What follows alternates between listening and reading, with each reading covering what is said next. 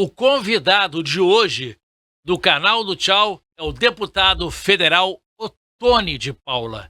Se inscreva no canal do Tchau, dê o like, compartilhe esta conversa que, sem dúvida, vai ser muito boa em função do candidato. Ele é candidato à reeleição.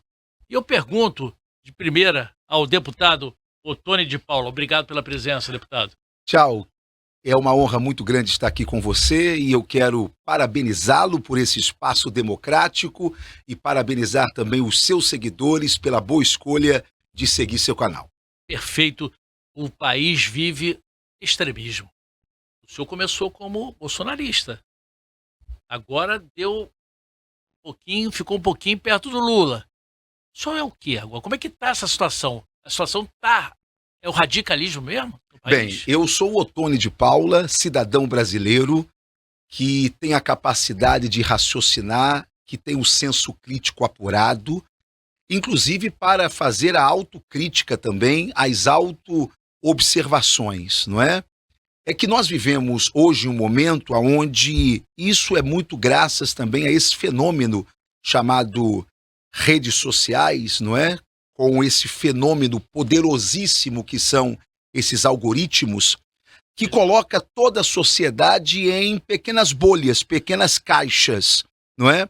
E tirou de nós a capacidade do senso crítico, tirou de nós a capacidade, inclusive cognitiva muitas vezes. Ou seja, você recebe aquele pacotão, não é, de informações, muitas vezes falsas informações, e já replica. Replica por quê? Por que o algoritmo ele é tão poderoso? Porque ele preenche uma carência humana de pertencimento.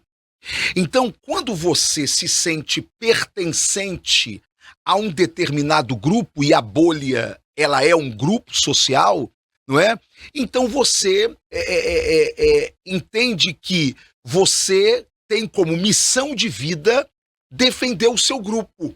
É como se você fosse um herói solitário de um mesmo grupo. Ou seja, no caso aí da política, é como se você fosse um guerreiro, onde o bem está do seu lado e o mal a ser abatido está do outro lado. Desta forma, eu não critico nada que pertença ao meu grupo e nem ao meu ídolo político, e só critico o outro lado, e vice-versa. Então, o que acontece? Os extremos surgem. Mas há um fenômeno nesse surgimento dos extremos, Eduardo Tchau. É que eles se retroalimentam. Um precisa do outro para que sobreviva. Aqui no Brasil, bolsonaristas precisam de petistas, lulistas precisam de bolsonaristas. Por quê? Para que haja uma sobrevivência dos dois casos, né? Ou dos dois lados.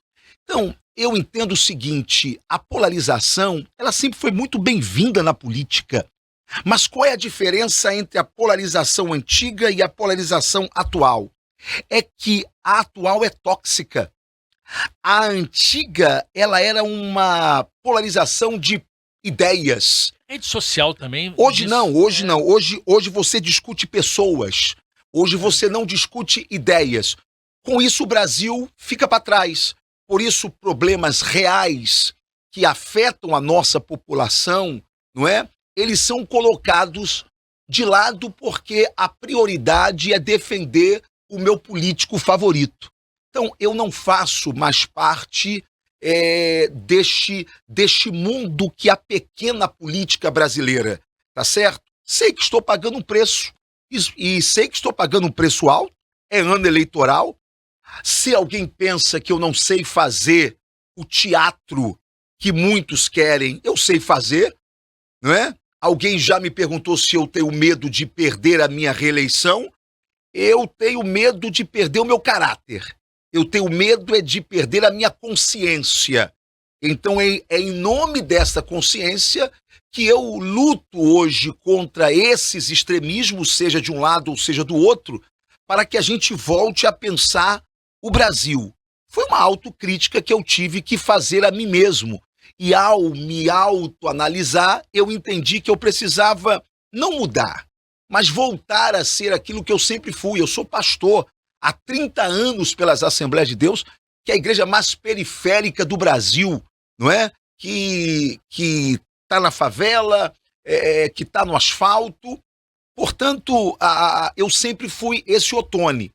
Quando o extremismo chega para mim sem eu perceber, quando eu me sinto pertencente a tal bolha sem eu perceber, eu comecei a ficar mais parecido com o extremo do que com o cristianismo. Eu me senti mais bolsonarista do que cristão, mais Bolsonaro do que Cristo. Quando eu me vi nessa situação, eu precisei fazer uma autocrítica. Isso não significa que eu não respeite o ex-presidente Bolsonaro, que eu esteja com os olhos fechados diante dos ataques que ele tem sofrido, diante das injustiças muitas que ele tem sofrido, mas me faz dizer que eu não pertenço mais a esse grupo, porque eu precisei dizer que eu não era bolsonarista. E por quê? Porque para ser bolsonarista, você tem que concordar 100% com Bolsonaro e defendê-lo o tempo todo. Aliás, o Nicolas deu agora uma entrevista falando isso, que ele não aguenta mais, porque as pessoas cobram de que ele esteja com Bolsonaro na boca todo dia, defendendo Bolsonaro todo dia. Ou seja, o bolsonarismo exige que você pegue a sua personalidade, coloque de lado e apenas viva na defesa do ex-presidente Bolsonaro. Por isso é que eu tomei essa decisão corajosa de dizer, eu não sou bolsonarista, porém, continuo sendo um cara de direita, continuo sendo um cara conservador, continuo sendo um cara cristão, porque esses são os meus princípios de vida e eu já era isso antes do bolsonarismo existir. Agora, como vice-líder, ex-vice-líder do Bolsonaro, do ex-presidente Bolsonaro, o senhor foi acusado, né, de apoiar a questão toda. Teve até operação no seu gabinete, na sua casa em Brasília, isso por ordem do ministro Alexandre de Moraes, no inquérito a fake news. Isso mesmo. Né?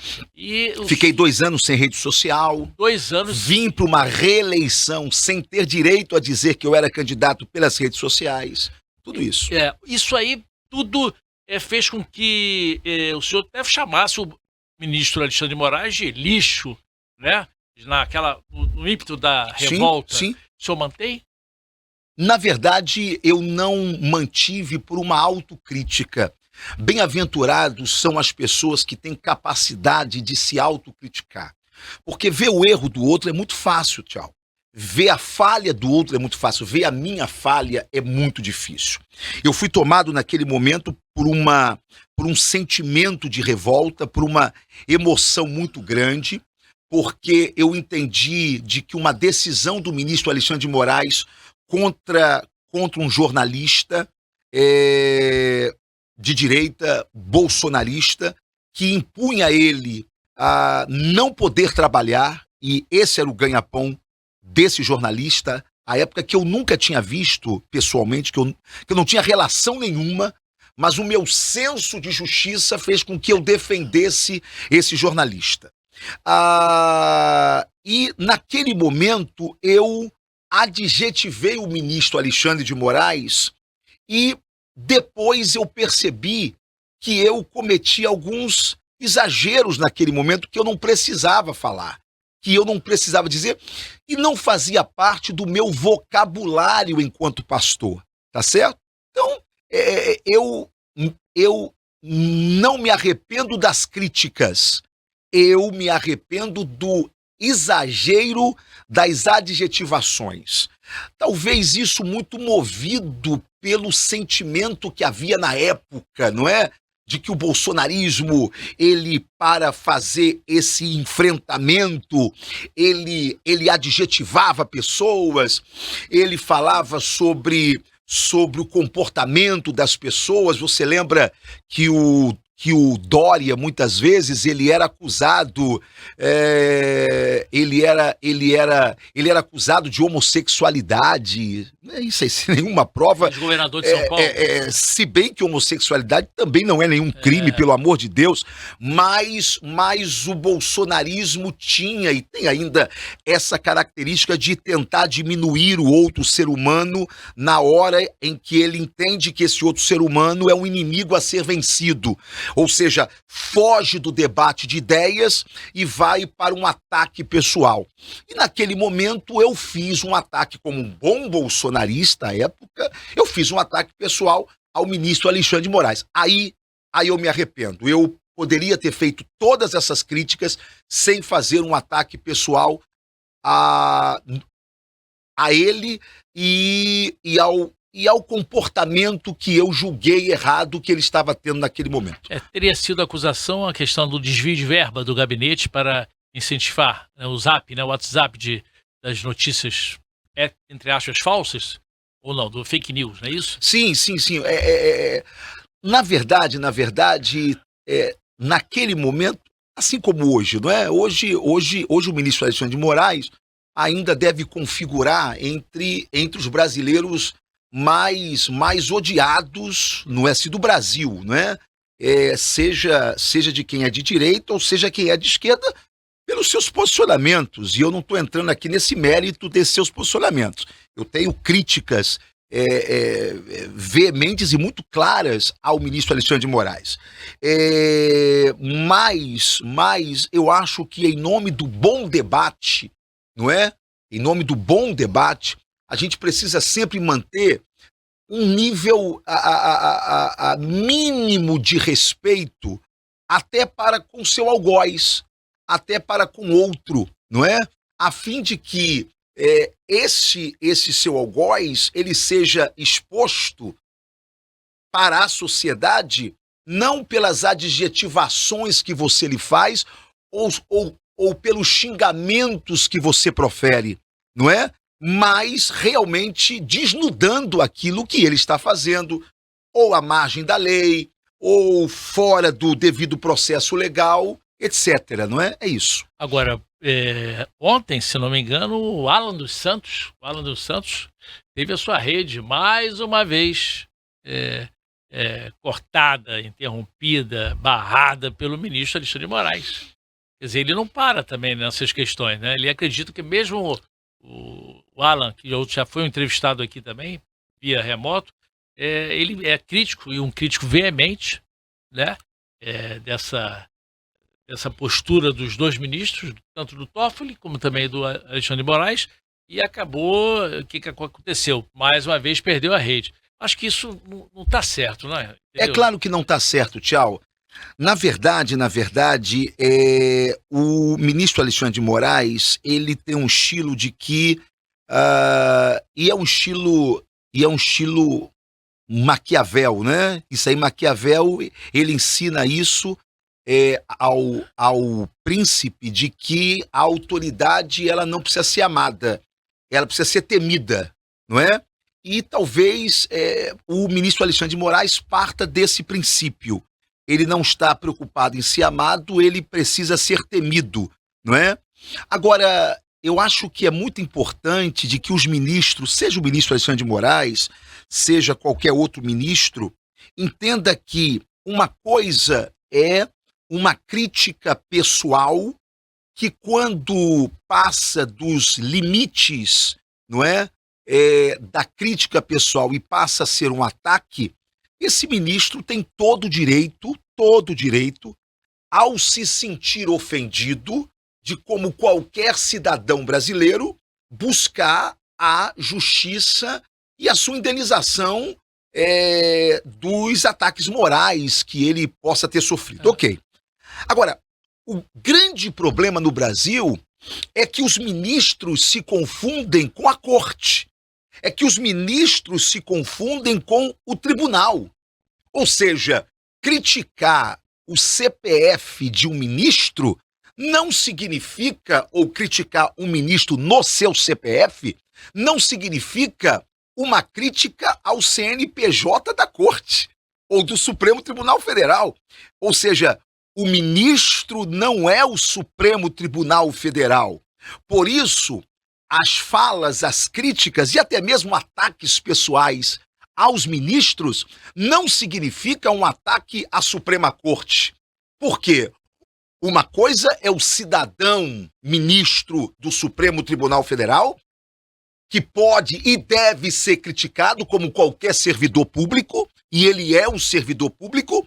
Outra coisa é a Suprema Corte basilar da nossa justiça e que, enquanto instituição, precisa ser preservada, porque, independentemente de quais ministros lá estejam hoje, por mais tempo que eles fiquem, eles vão passar, não é? Mas a Suprema Corte ficará. Então, nós precisamos sempre defender uma Suprema Corte austera, forte, que esteja cumprindo o seu dever constitucional de proteger a nossa Constituição, mas, obviamente, sempre criticando ministros que fogem do seu dever de se ater exclusivamente, não é, como membros da Corte que têm como finalidade ser a guardiã da nossa Constituição Federal. Perfeito. Flávio Bolsonaro, pastor Silas Malafaia, disse que não é o homem para a pessoa, o senador, para se candidatar e concorrer com Lula. Tua opinião? Eu não vou aqui dizer que eu concordo com o pastor Silas Malafaia, porque eu não sei a razão e o que está por detrás desta crítica e desse posicionamento dele. Ou seja, eu não conheço os interesses mais particulares do pastor Silas Malafaia, que muitas vezes se comporta politicamente dentro dos seus interesses pessoais, por mais que ao público pareça que ele não tenha nenhum, mas ele se move dentro de alguns interesses, mas isso é da particularidade dele e eu não vim aqui debatê-lo e nem quero debater sobre ele. Mas eu posso dizer de que eu comungo da mesma opinião, claro, talvez não comungando e nunca comungarei das mesmas motivações do Malafaia. Mas eu entendo também de que foi um erro do ex-presidente Bolsonaro apontar o seu filho como o candidato bolsonarista ou que represente a direita. Aliás, eu sempre disse isso, há um ano que eu estou dizendo que seria o Flávio Bolsonaro. Há um ano que eu estou dizendo isso, não é? E quem convive comigo sabe disso. E por quê? Porque eu conheço a família Bolsonaro e sei que ali ninguém presta a não ser eles próprios. Ninguém é confiável a não ser eles próprios. Não se confia nem na esposa, porque ela não tem um sangue. Então, para que um Bolsonaro confie em alguém, esse alguém tem que ser um outro Bolsonaro, não é? É o que eles pensam. E tem direito, até porque o presidente Bolsonaro tem esses votos como seu patrimônio. E ele entrega esse patrimônio político a quem ele quiser entregar. Tendo dito isto, resta saber o que está movendo a família Bolsonaro e o que está movendo o ex-presidente Bolsonaro. Se é o interesse patriótico, se é o interesse pela nação brasileira ou se são conveniências particulares da família. Eu entendo que ao apresentar o Flávio Bolsonaro, os interesses da família estão acima dos interesses da nação. Aliás, foi isso que não permitiu a reeleição do presidente Bolsonaro. É que os interesses da família, a proteção dos filhos, prevaleceu sobre os interesses de nós patriotas. E deu no que deu. Se gastou muito tempo tentando proteger Flávio, se gastou muito tempo tentando impedir que Flávio fosse investigado, se gastou muita energia política para que o ministro Gilmar Mendes proibisse do Flávio ser investigado, porque se os bolsonaristas vão acusar Lula, não é, de ser o descondenado, eles podem acusar o Flávio de ser o não investigável, não é? Porque é isto, os crimes que possam incidir sobre o Flávio Bolsonaro simplesmente foram impedidos de serem investigados. Por quem? Por quem? Por aquele que se transformou numa espécie de controlador do algoz do seu pai. Porque por detrás do Alexandre de Moraes está o decano. Por detrás do Alexandre de Moraes está o ministro Gilmar Mendes, que é o grande articulador daquela Suprema Corte, não é? Agora, como que ele pilota esta derrubada de Bolsonaro, mas protege o Flávio Bolsonaro? O preço foi muito alto, e eu não estou falando aqui de recursos financeiros, eu jamais criaria esse tipo de ilação. Mas nós sabemos que na República, não é?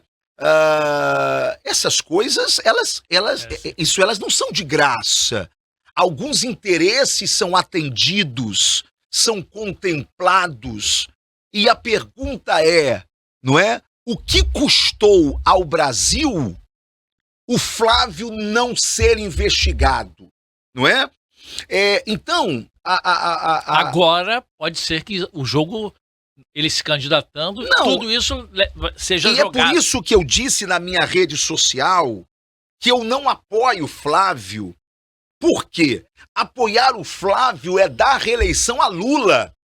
E os que me acusam de proximidade com Lula, porque não entendem que o fato de eu estar orando pelo Lula é porque eu sou um ministro do Evangelho, é porque eu sou um pastor, e eu estou em uma cruzada dizendo que a igreja não é de direita e não é de esquerda, e eu, em uma atitude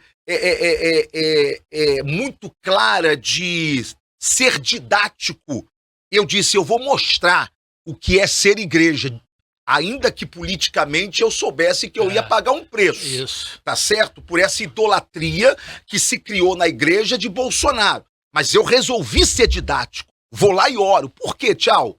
Eu oro, irmão, se um traficante me pedir oração, eu tenho o dever de orar por ele sem concordar com o crime dele, com o tráfico dele.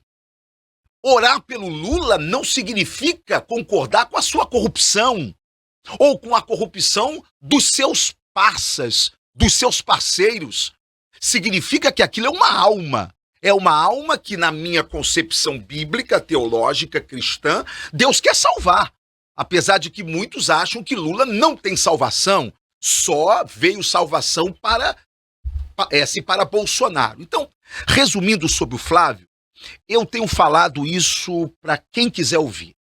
A família Bolsonaro não tem preocupação nenhuma em que Lula seja reeleito. Nenhuma. Você acha? Não, acho não, tenho certeza, eu conheço. Eu conheço aquele povo, eu já estive ali pertinho. Não tem, esquece. Por quê? Porque se a preocupação deles fosse a não reeleição de Lula, apoiaria Tarcísio ou a própria Michele, tá? Tem mais chance ainda do que o Flávio. Mas por que não o Tarcísio, Eduardo Tchau, e por que não ninguém da direita? Porque um candidato da direita com apoio de Bolsonaro, ele não vai ficar 4 anos presidente da República, ele vai ficar 8 anos. Até pela política fiscal, econômica, até pelo compromisso estruturante que a direita tem com a nação brasileira, não é? Um compromisso com as pautas morais, que é algo que a maioria do povo brasileiro também tem, não é? Compromisso com essas pautas morais. Então, dificilmente um presidente da direita ficaria 4 anos, ficaria 8 anos. Em 8 anos, acabou a família Bolsonaro. Acabou. Então, eles preferem perder para Lula, mas manter a chama acesa do bolsonarismo, não é? Essa fantasia de Bolsonaro, não é? E eu falo fantasia com muito respeito, não é? Do que ter o risco de entrar alguém surfando também na onda bolsonarista e acabar o legado Bolsonaro. Qual é a prova que eu tenho? A prova que eu tenho é que quem conhece o que é pesquisa não se ilude com a primeira folha que diz quem está na frente e quem está em segundo. quem sabe ler pesquisa, vai para a segunda folha, que é a rejeição. Quem é mais rejeitado? E é isso que o seu seguidor precisa compreender, que numa pesquisa o mais importante é saber quem é mais rejeitado. Por quê? Porque quando o pesquisador pergunta, ele diz assim: desses candidatos, em quem você jamais votaria? Aí a pessoa diz: fulano. Nesta pergunta, o Flávio tem mais rejeição do que Lula. Portanto, as chances de Flávio ganhar de Lula é menor, porque ele é mais rejeitado, entendeu? Então, é isso que me faz compreender que o plano da família Bolsonaro é um plano pessoal de poder, deixando o Brasil em segundo plano. Claramente, o ex-presidenciável, ex-governador do Ceará, Ciro Gomes, já falou em vários podcasts que ele acha o Lula e o Bolsonaro dos ladrões. Só que ele acha, se for para menos ladrão, seria o Lula. Qual a tua opinião? Já ouviu? Você já chegou a ouvir? Já. Eu não diria o mais ladrão, eu diria o menos danoso para o Brasil, não é? E neste ponto, entre o menos danoso para o Brasil, em um eventual segundo turno, eu vou preferir fazer o que eu odeio fazer. Eu não gosto, porque eu sou um homem de posicionamentos muito claros. Mas neste caso, eu não quero carregar o peso e a culpa de ter escolhido o menos danoso para o Brasil. Eu prefiro não escolher. Anular? Eu prefiro fazer algo que eu nunca fiz na minha vida: anular o meu voto. Anular o meu voto porque eu não votaria em Lula pelos meus princípios. Nunca votei em Lula e nunca votei no PT. Bolsonaro já votou. Silas Malafaia já votou. Eu nunca votei. Não é? Portanto, eu tenho mais moral do que os dois para falar sobre Lula, que eu nunca votei. Ah, mas o Lula naquela época era outro Lula. Não, era o mesmo Lula, irmão. É o mesmo Lula, é o mesmo PT. O que mudou não foi o Lula e não foi o PT. Foram outros interesses de A, B ou C. Eu não, eu sempre soube o que é esquerda, o que é Lula, o que é PT. Não é? Muita gente da esquerda acha que isso o Ottoni está se aproximando. Não, eu estou me aproximando da democracia. E democracia significa diálogo, significa respeito para os que pensam diferente. Por isso não conte comigo xingando Lula, ladrão de 9 dedos. Não. Essa postura você não vai ver em mim. Agora, uma oposição crítica você verá. Só que não uma oposição do quanto pior melhor, que produz fake news só pro outro lado, só pro meu lado ganhar. Esquece, eu não farei isso. Agora, não dá para num segundo turno, sendo Lula e sendo Flávio, eu votar em Lula por conta dos meus princípios, né? E votar em Flávio porque eu conheço. Apesar de que, se você acha...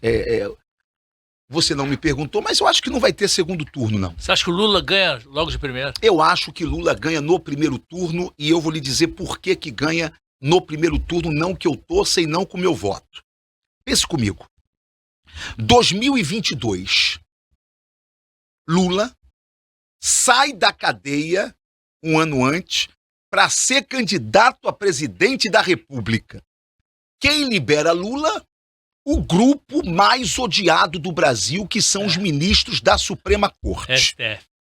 Faltou 1,5 milhão de votos para Lula ganhar do cara que era o presidente da República, o mito e o candidato único da direita. Faltou 1,5 milhão de votos para Lula ganhar Bolsonaro no primeiro turno. E agora? Aí eu te pergunto... Direita dividida. Ok? Não temos nenhum mito mais. E terceiro, o presidente é ele, cara. É Lula. Eu te pergunto, será que não há possibilidade de Lula ganhar no primeiro turno? É claro que há. E tem mais um detalhe. A economia brasileira vai muito bem, obrigado, tá? Espera eu terminar. É. Não faz corte agora não, porque aí é sacanagem. A economia brasileira vai muito bem, obrigado. O problema do governo do PT não é econômico, é fiscal. Ou seja, para esse ano, vamos nadar em berço esplêndido. Tranquilo. Viagem, restaurante lotado, inflação controlada, baixo índice de desemprego segundo a série histórica, tudo isso é verdade.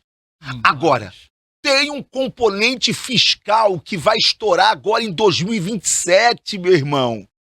E que a esquerda, por não ter compromisso nenhum com o futuro, eles têm compromisso com o que se come hoje, com o que se faz hoje, mas não tem compromisso com amanhã, não tem responsabilidade fiscal alguma, não é?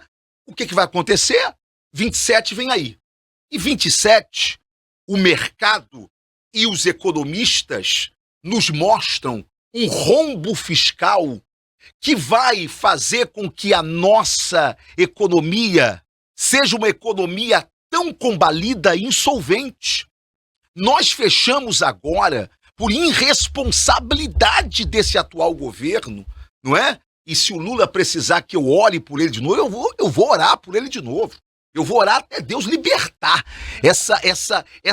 essa mente que só pensa no agora, só pensa na sua reeleição, mas não pensa no amanhã. 1 trilhão de juros da dívida. Hoje, de tudo que o Brasil arrecada, nós já passamos de 70%. Estamos chegando a 75% de tudo o que se arrecada no Brasil, 75, 78, coisa assim, é pagamento de juros. Por quê? Porque esse governo, ele é perdulário. O que vem, o que entra, se gasta. Então pode entrar muito que vai se gastar sempre mais. Mas ele vai estar eleito.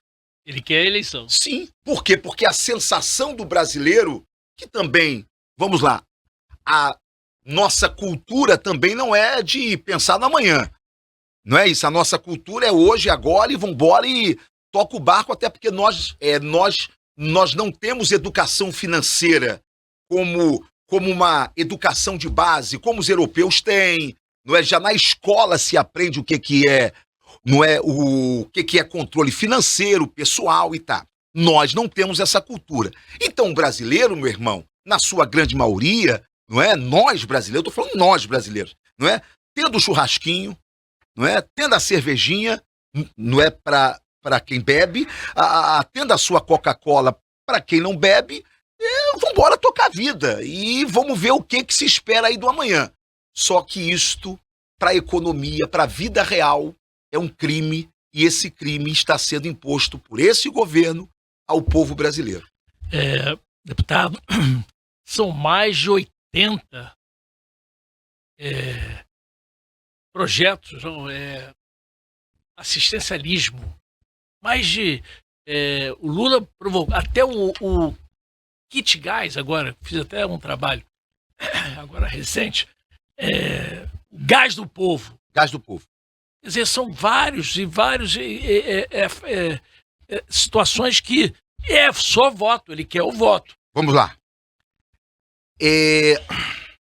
Ottoni é de direita, Ottoni é conservador, mas o Ottoni raciocina.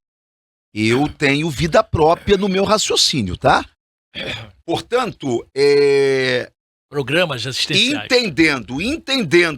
Entendendo que hoje em dia você repetir o que todo mundo fala é mais fácil para se ganhar voto, eu tô indo nessa contramão.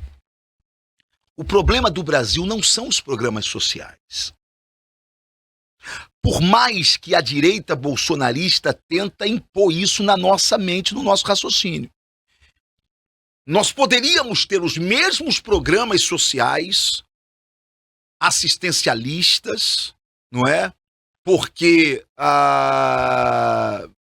já há um consenso mundial dos líderes mundiais de que o futuro do mundo é um futuro onde os países vão precisar fazer uma redistribuição de renda através de programas sociais, porque vai faltar emprego.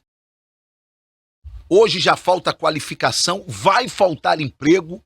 A tecnologia e a IA, não é agora, vai tirar o emprego das pessoas. Portanto, para que elas sobrevivam, elas vão precisar do Estado e de um Estado forte, que pelo menos dê a elas o que comer e o que viver dignamente. Já há um consenso mundial. Agora, só interrompendo. Seriam mais de 100 milhões de brasileiros beneficiados com esses programas. Sim. Você acha que eles vão voltar contra o Lula? Não, tudo bem, eu não tenho dúvida disso. A intenção da esquerda a gente conhece. O que eu quero é mostrar que o buraco é mais embaixo. É mais embaixo. Acusar os programas sociais pelos programas sociais não é ler esse cenário caótico econômico de forma ampla e geral.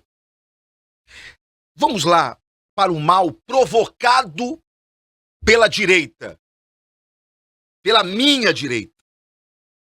E eu não sou daqueles que só enxergam o mal no quintal do outro. A direita, desde o governo Bolsonaro só não patrocinou isso porque ele tinha medo de perder o eleitorado evangélico. Mas a direita foi a grande patrocinadora do jogo de azar no Brasil, certo? A começar pelo grande líder deste esquemão bilionário das bets, que é o Ciro Nogueira. Certo. Que é o grande patrocinador disso, o grande lobista político dos jogos de azar lá no Congresso. E foi a quem Bolsonaro entregou o galinheiro, certo? Entregou para a raposa e disse assim, cuida das galinhas, não é? O Ciro Nogueira, que eu não tenho nada contra, pessoal, não é? Isso apenas aqui é uma constatação. Isso, pronto, é que não sei a palavra, óbvia, que estão aí, dado aí pela imprensa, enfim. Eu subi na tribuna e disse aos bolsonaristas que votaram a favor das bets. Sabe quem é que não votou a favor das bets? O PT. A esquerda votou contra as bets. E eu ficava assustado, por quê? Porque como eu sou pastor, não é? Eu sou naturalmente contra o jogo de azar. Eu entendo que o malefício que causa é terrível nas famílias, porque eu dou assistência a essas famílias de viciados em jogos de azar. Bem, até jovens de classe média estão sofrendo com isso. Meu irmão, eu fiz agora com a minha assessoria e vou começar a falar, mas eu lhe falo agora em primeira mão.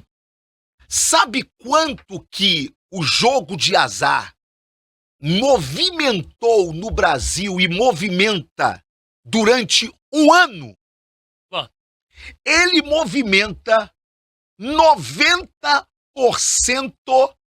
do PIB, ou seja, do orçamento do governo do estado de São Paulo, que é 390 e poucos bilhões de reais, se eu não estou aqui errando por pouco o número, tá certo? Você tira 10% disso, é o que as bets foram o que as bets movimentaram e estão para movimentar. As bets estão causando rombo na nossa economia descomunal. Descomunal. E o preço está vindo aí. Vamos lá, um outro problema.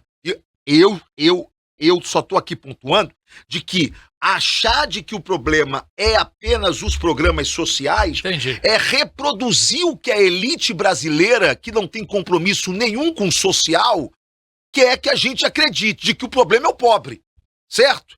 Agora, por que não tocar na ferida todos nós, de um dos maiores assaltos feitos na República Federativa Brasileira com verniz de legalidade, que é o orçamento secreto, que infelizmente foi dado no governo Bolsonaro, que foi um dos preços para se salvar o governo Bolsonaro e o senhor Flávio.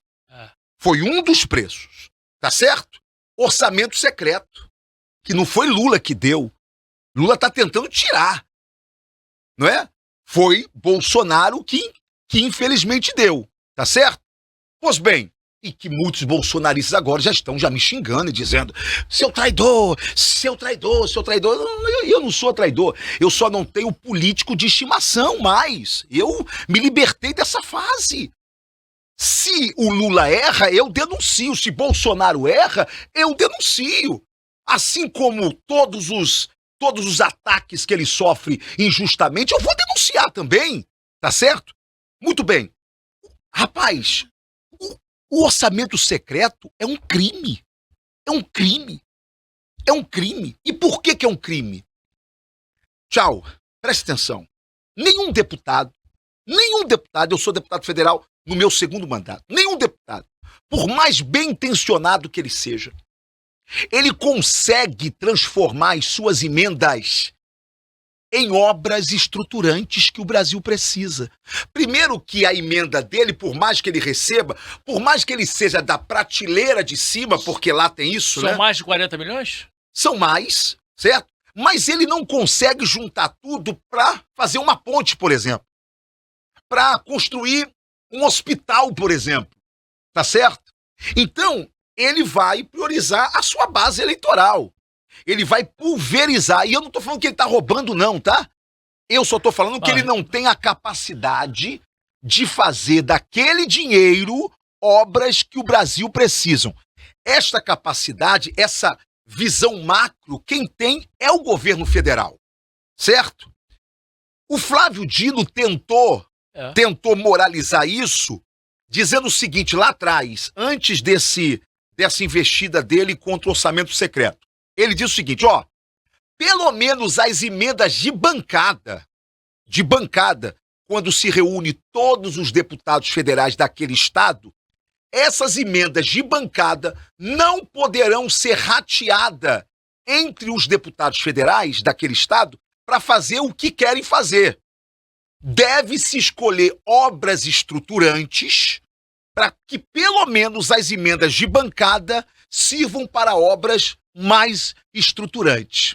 Então, quando você sequestra o orçamento e transforma ele em secreto, aí é um crime. Você já sequestrou. Agora, não dá o mínimo de rastreabilidade, divulgação ao dinheiro, publicidade a esse dinheiro.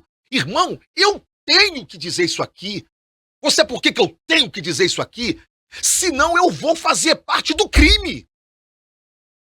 Se eu não denunciar isso aqui, mas você tem que ter o mínimo de corporativismo. Vai às favas do corporativismo. Eu não quero ser chamado de bandido. E para eu não ser chamado de bandido, o que eu tô fazendo? Eu tô chamando, como o policial mais honesto faz, né? Meu irmão, me tira da Patamo. Me tira da Patamo, porque se eu tiver na Patamo, eu vou ter que fazer o que eu não quero fazer. E o seu orçamento não tem essa questão de divisão? Aqui na Leste tem. Uma parte de saúde... Não, isso tem. Transporte... Isso tem. Lá mas você mesmo assim tem jeito de... Não, claro, mas mesmo assim você não contempla as obras estruturantes. 50% daquela verba de emendas tem que ser para a saúde. Mas mesmo assim você não consegue construir uma obra estruturante, é só isso. O certo que tinha que ser o certo não acaba não sendo certo. Isso não sendo certo, por quê? Porque nós vivemos um problema seríssimo, estrutural da política brasileira. O regime presidencialista faliu. Não existe mais presidencialismo. Eles tentaram maquiar dizendo que há um presidencialismo de coalizão, isso aí foi no governo Lula, né? Para Lula justificar porque que ele estava chamando todo mundo. o presidencialismo de coalizão, mas acabou, nem coalizão tem mais. O que você tem é claramente um parlamentarismo sem responsabilidade. Ou seja, nós parlamentares, não é? Tocamos o Brasil, determinamos para onde o Brasil vai, mas sem responsabilidade. No final, a culpa é do presidente da República. Então, o nosso sistema político precisa de uma reforma urgente. Urgente. Mas tá difícil, eu acho muito Difícil, difícil. muito difícil. Só uma pergunta, voltando ainda àquela questão do Bolsonaro. O senhor visitou alguém preso, algum preso em relação à invasão de 8 de janeiro? Antes de dizer se eu visitei ou não, eu só queria dizer que ninguém estaria preso se tivessem me escutado. Só isso. O senhor chegou a falar várias vezes, né? Eu visitei, mas não precisaria ter visitado-os se tivessem me ouvido. Quando eu saí, ainda em 2022, já tínhamos perdido a reeleição, saí da casa do presidente Bolsonaro, o Palácio Alvorada, eu o encontrei muito debilitado. Abatido, já com aquela ferida já na perna, porque a sua imunidade havia caído. E eu disse, presidente, o senhor precisa dar uma palavra aos brasileiros que estão presos ou que estão na porta dos quartéis. Acabou. Lula é presidente.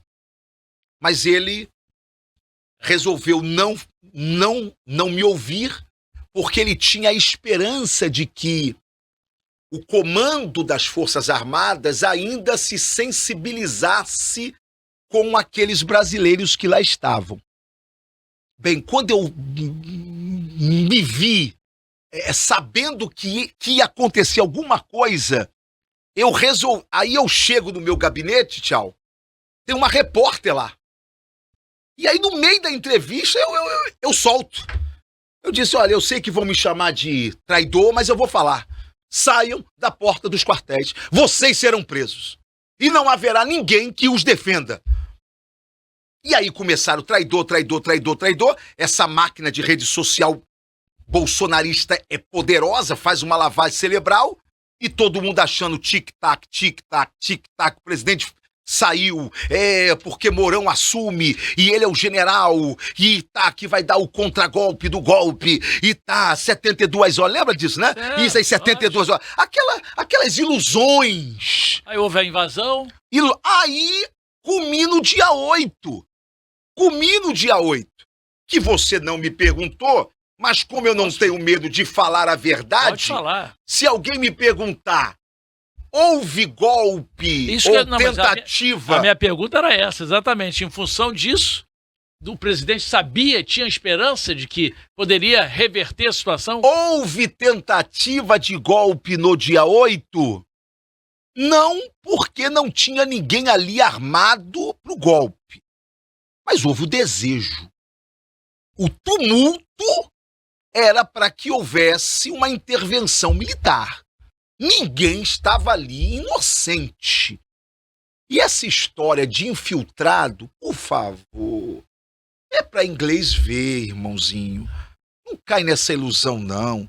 Ali tinha gente apaixonada pelo Brasil, apaixonada pelo presidente Bolsonaro, iludida, com o cérebro funcionando só para aquilo ali, e bastou alguém quebrar um vidro para explodir uma confusão generalizada. Tinha ali crente, tinha ali católico, tinha gente ali em nome de Deus, dizendo que estava quebrando tudo aquilo em nome do Senhor Jesus Cristo. Olha, meu Deus, Jesus Cristo deve ter olhado para aquilo, ele deve ter dito, por favor, eu não estou aí não, me tira dessa. Só que o bolsonarismo enfiou Jesus nessa confusão toda. Aí o senhor chamou eles de manés. Não, eu não chamei eles de manés.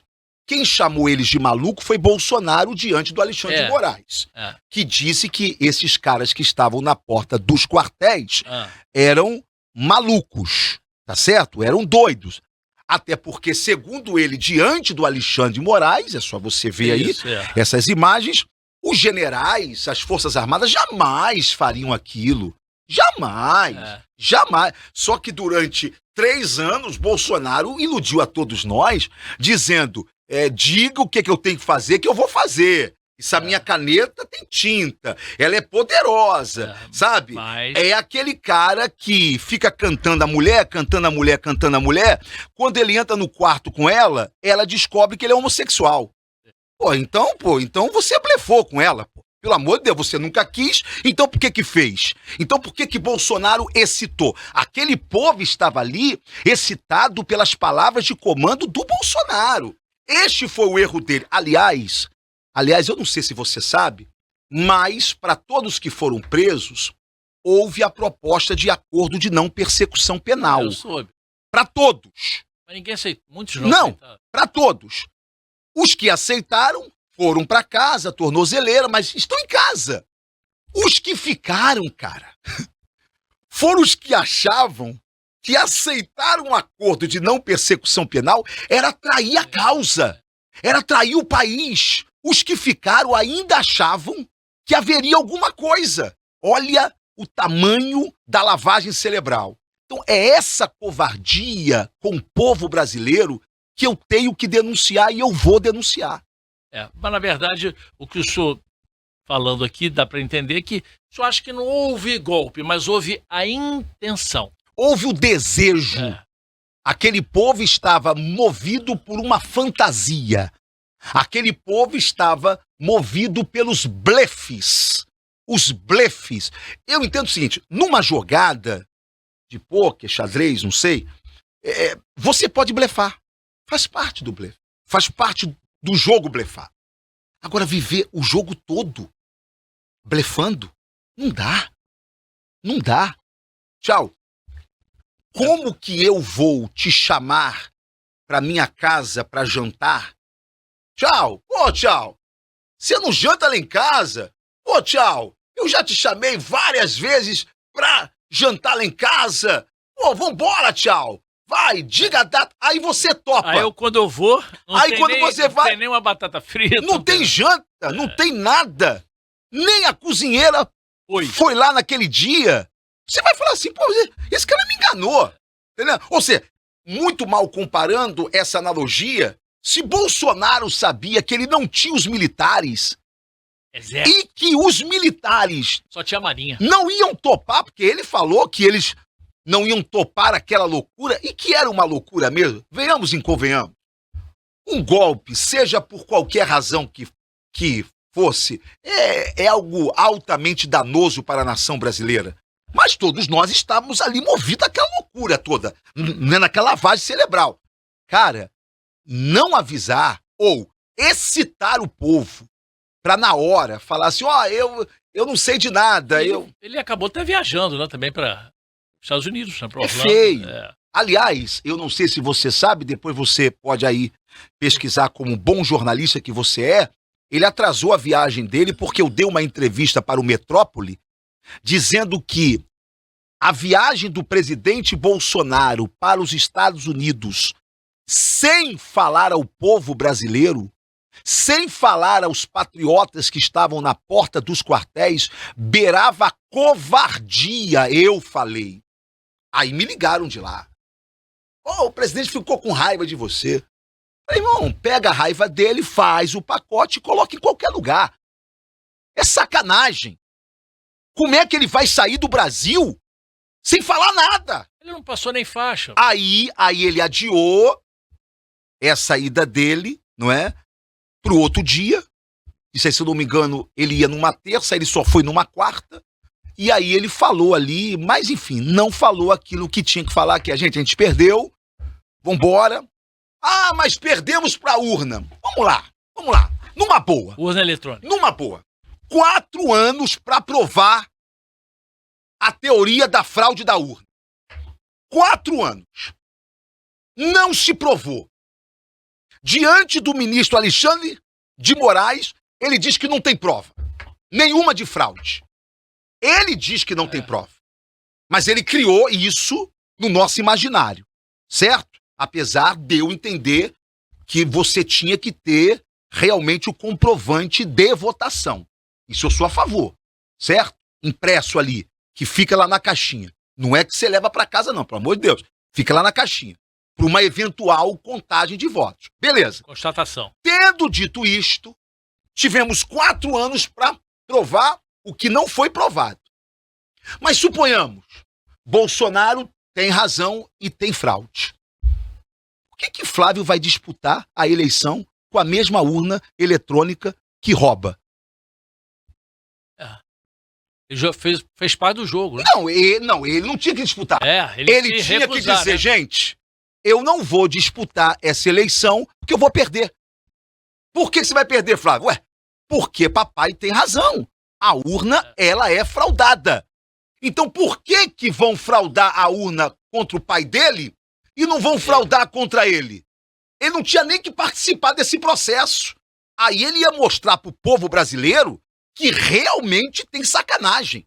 Porque ele não topou participar dessa farsa, dessa sacanagem. Agora, o que não vai adiantar é perder pro Lula, não é? Que infelizmente é isso que poderá realmente acontecer, e depois falar que foi fraude. Aí é só bobo que vai acreditar nisso. Ele queria ficar com o cargo, né? Cargo de senador da República, né?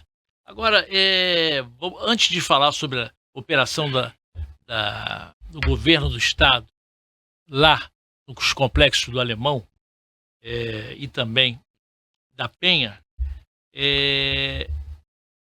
eu queria conversar contigo sobre a presença do teu filho no secretariado do prefeito Eduardo Paes. O senhor apoiou a reeleição dele? Eu apoiei porque eu faço política, tá certo? Aliás, os bolsonaristas que me chamaram de traidor porque eu apoiei o Eduardo Paes, Sim. que segundo eles isso é um grande ladrão, é um grande bandido, e tá segundo os bolsonaristas, né?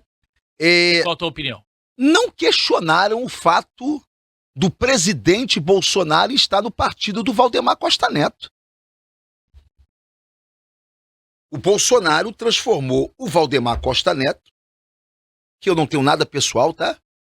Mas o passado dele todos nós conhecemos. Hoje ele é o maior patriota que essa nação tem.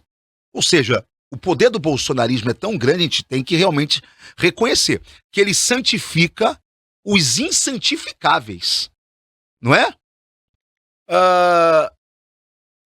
O PL, volta e meia, está namorando o Eduardo agora para essa eleição aí do estado do Rio de Janeiro. Volta e meia a gente ouve alguma coisa, alguma aproximação, alguma conversa. Eles negam, mas está tendo diálogo. Não era nem para ter diálogo, amigo.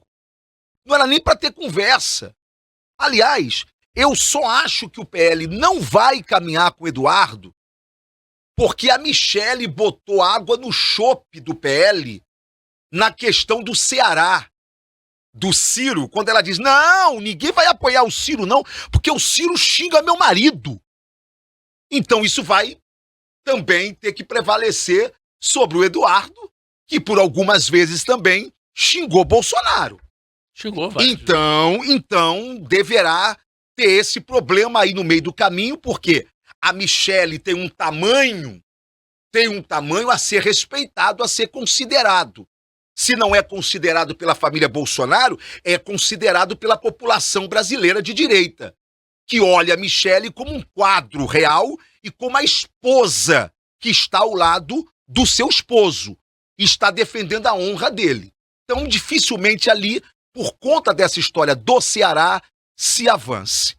Mas houve uma razão por eu ter apoiado o Eduardo Paes naquele momento. O senhor coordenou a campanha dele? Entre os evangélicos. Dizem de que eu coordenei, mas não, eu apenas contribuí, tá certo? Mas por que eu apoiei o Eduardo Paes? Eu seria candidato à prefeitura naquele ano, não é? Fui pro MDB, que à época era a pior opção que eu poderia fazer, eu estava sem rede social, e eu fui pro MDB, que ainda tinha, não é aquela fantasia de que foi, infelizmente, o partido que quebrou o estado do Rio de Janeiro, né? Enfim, a primeira pessoa que soube que na janela partidária de 22 eu ia pro MDB foi o presidente Bolsonaro. Tamanho era o nível de respeito que eu tinha por ele, tenho ainda. Cheguei pra ele e disse assim: presidente, tô indo para o MDB. Pô, o MDB? Porque você não fica no PL? Eu falei: não, porque eu quero ser candidato a prefeito na minha cidade, e no PL dos seus filhos eu não vou ter essa chance. Eles não vão dar essa chance pra esse pretinho aqui. Não vão te dar moral. Não vão me dar moral. Beleza, beleza. Fui pra lá, costurado com Baleia Rossi, com a turma, a alta cúpula do MDB, que eu estava indo nesta condição. Quando eu botei a minha pré-candidatura na rua, que eu já estava batendo na casa dos 6%, 8%, faltando ainda um ano para a eleição, eu começo a perceber que o presidente estadual, o Washington Reis, começa a minar a minha candidatura, dando algumas entrevistas. Aquilo foi me enfraquecendo.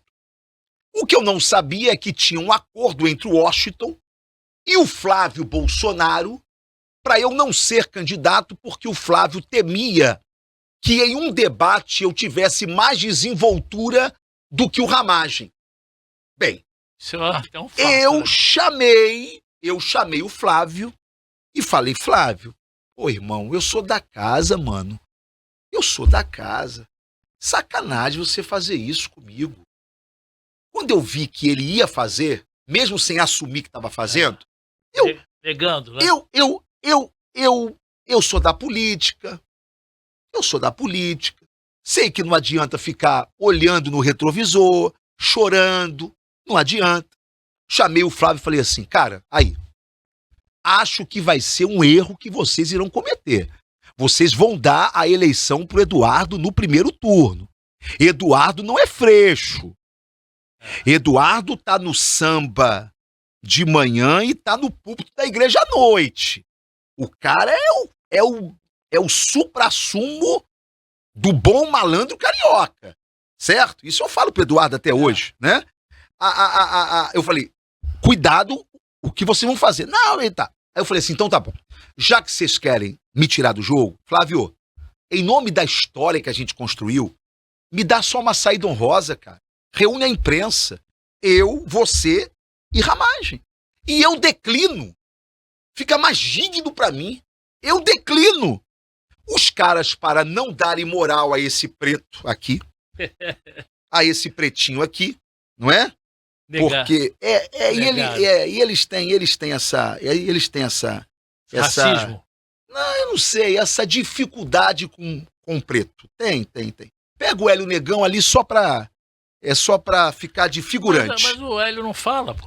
Mas é preto que fala e preto que tem opinião. A extrema-direita sempre teve problema. Sempre teve problema. Isso aí você vê lá nos Estados Unidos, qualquer lugar tem esse problema. Isso é claro, isso é velado. Tudo bem. Aí não me deram essa chance de declinar. Só isso. Porque acharam que eu não ia ter coragem de apoiar Eduardo. Acharam que eu ia ficar ali naquela caixinha ali, isso aí submisso, né? Vamos lá, Ramagem. Meu irmão, pulei fora. Eduardo me chama, dialoga comigo e eu digo: olha, eu só topo ir se minimamente o que é principal do meu programa você atenda. Ele disse: o que é? Eu disse: eu vou por duas razões. Se você não der para o PT a vice, se você der, eu não vou, porque ele me mostrou por uma pesquisa, no S dizer o seguinte, que 75% do meu eleitorado votaria nele se não votasse em mim. E ele disse: com isso aqui, eu ganho no primeiro turno. Vem comigo. É só isso que tá faltando. Falei: beleza. E com você abre espaço para pastores que querem me apoiar, mas tem medo do bolsonarismo. Tá certo? Ou seja, você abre as portas. Beleza. Eu falei assim: olha só, mas eu não sou movido por isso aqui, Eduardo. Eu sou movido pela causa e não pela coisa. Então vamos lá. o PT não pode ser vice. E segundo, você precisa tratar a segurança pública como tem que ser tratada, não é? E aí eu coloquei a pauta da Guarda Municipal. Armada, apesar de que ele fez diferente do que eu faria, mas ele é o prefeito, eu entendo que ele atendeu parte, não é? Eu entendo de que a Guarda Municipal, primeiro, precisa ser valorizada e ainda não é. Nem um pouco. Não é. Ah, mas o seu filho hoje é secretário. O meu filho é secretário, mas eu acho que o Eduardo, ele já provou que ele é um democrata. Tanto que o Pedro Duarte, que foi um dos seus maiores algozes, foi aplaudido ontem, vindo para o PSD. Então, prova de que Eduardo não tem dificuldade com os críticos. Mesmo os críticos de casa, né? E se é pro meu filho ser secretário para eu não fazer crítica, então eu mando o meu moleque sair de lá agora.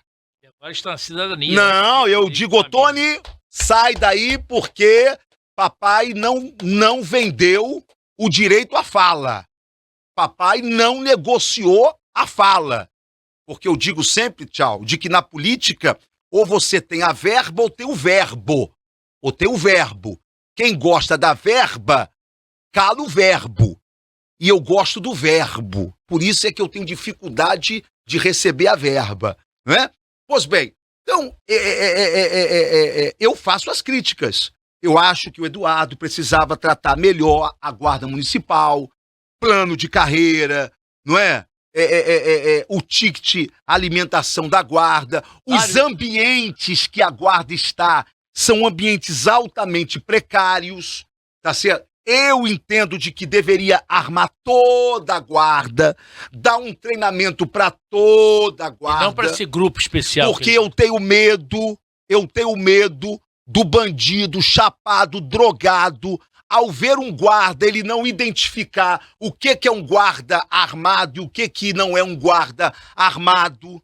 Então eu acho que isso pode colocar em risco a vida do guarda que não está neste grupo especial, certo? Mas ele atendeu, não é? E aí eu fui, apoiei, não me arrependo. Eduardo é meu candidato ao governador, ao governo do Rio de Janeiro, certo? Mas não tem candidato. Porque eu acho... Quem é o Eduardo? Quem seria o poderá outro? Ter. Quem? Isso aí poderá ter. Isso alguém aí desse centrão que surja. É um nome. Estão aí falando de Douglas Ruas, deputado estadual. Secretário não é? do... Certo, isso aí. Então, Douglas, eu acho que poderia ser um bom nome. Isso é um bom garoto. Novo, afeiçoado, né? Filho do capitão, né? Filho aí do capitão e tá. Pode ter, assim, uma chance boa, realmente. Mas por que eu não apoiaria o Douglas, apesar de respeitá-lo? É porque o Douglas representa o que tá aí. E eu sou contra o que tá aí. Ele representa esse grupo que vem do Wilson Witzel, passando pelo Cláudio Castro, pelo Bacelar e por essa turma. Isso tudo aí é esse grande caldeirão. O Douglas, ou qualquer um que represente o governo, pode cometer o mesmo erro que o Cláudio Castro cometeu. E qual é o erro que o Cláudio Castro cometeu? Para ter a sua reeleição, ele não somente fatiou o governo, porque fatiar o governo ou distribuir, não é, se o governo aos partidos, faz parte do jogo democrático. Quem comigo guerreia, comigo governa. O problema é que o Cláudio, ele não dividiu poder, ele dividiu autoridade.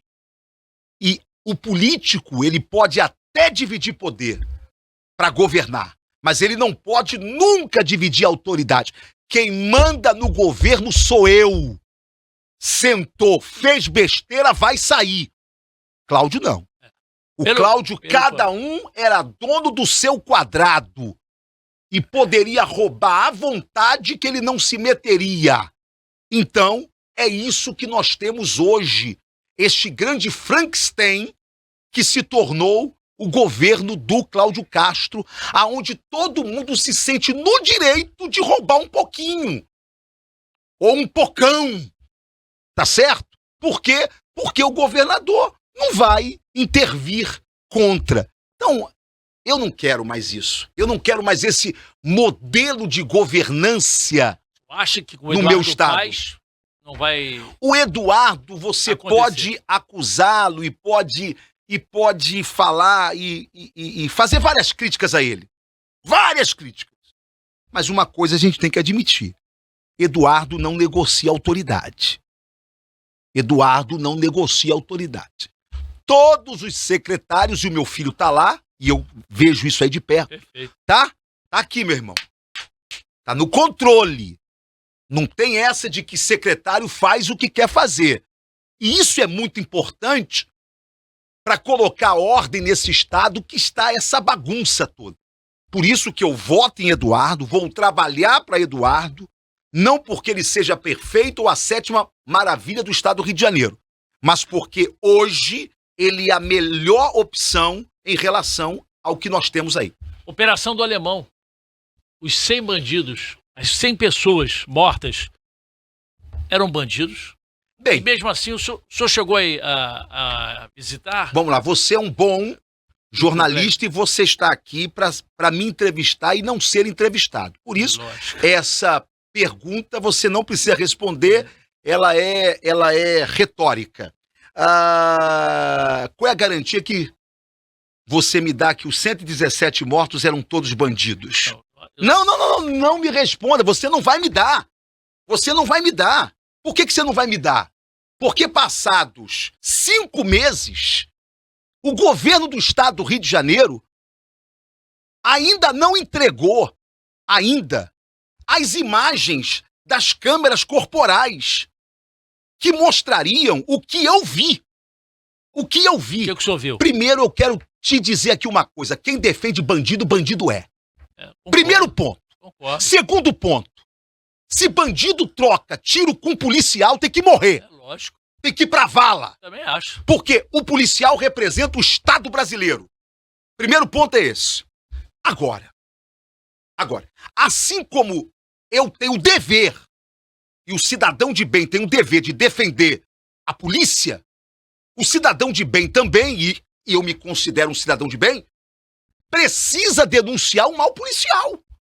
O mau comportamento policial. Alguns foram presos. Eu fui lá.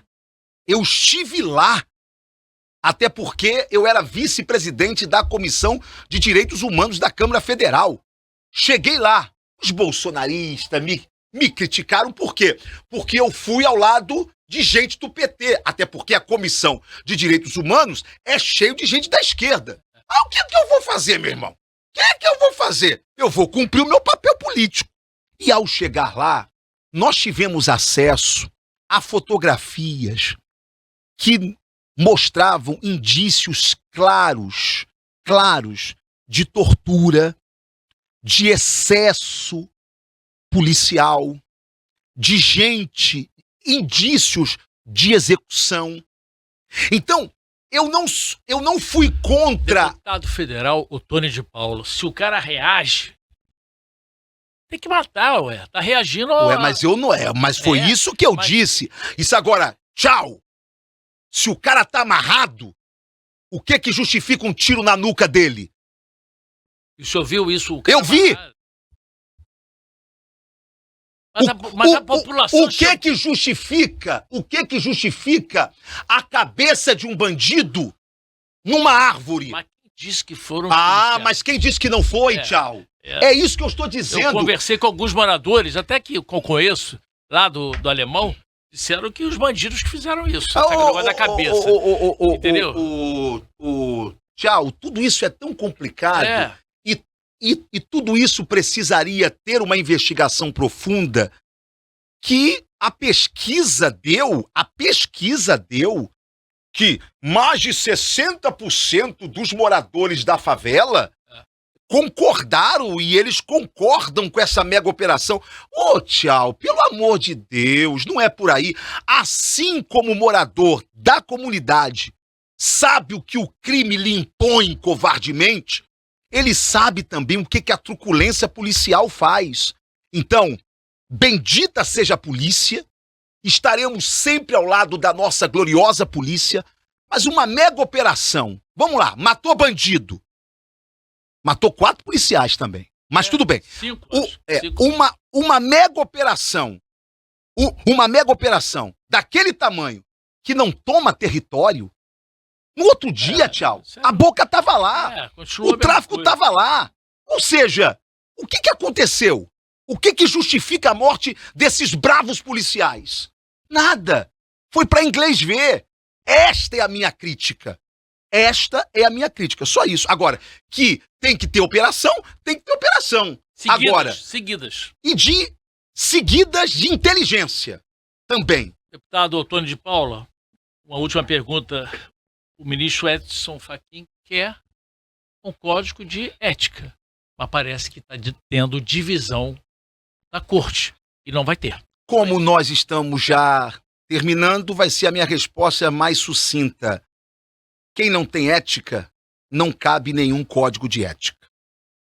É só isso. O código de ética que o brasileiro celebra só vai acontecer se os ministros da Suprema Corte tiverem ética para compilir o código de ética. O Congresso não está impondo a eles um código de ética. Olha só. O Congresso disse, não. Façam vocês. Vocês se organizam. Vocês dizem o que é certo, o que é errado. Mas põe no papel. Isso eles não querem fazer. Não. E aí eu lhe pergunto, por quê? Porque, infelizmente, falta para alguns a própria ética. Excelente entrevista. Obrigado, meu amigo. Pelo menos polêmica foi, né? Ah, foi. Vários cortes. Você gosta, né? Gosto. Vamos lá curtir, compartilhar e se inscrever no canal do Tchau. Tchau.